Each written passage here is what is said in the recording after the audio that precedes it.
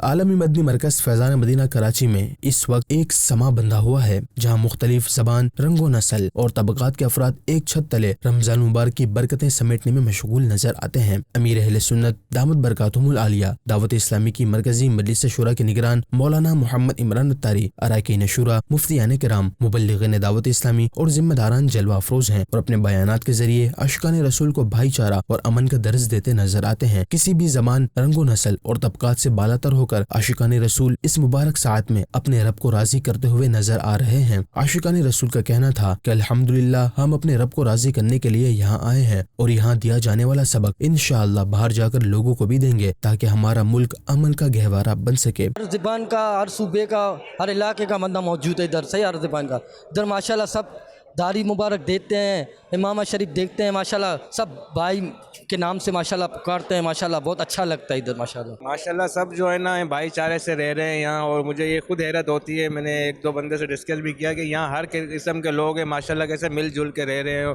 جس سے اللہ کی رحمت برس رہی ہے ان پر، اور ایک ہی مطلب جھنڈے کے تلے جو ہے نا سب رہ رہے ہیں یہ لوگ نا۔ اچھا ماحول ہے، ہم نے بہت کچھ سیکھا ہے،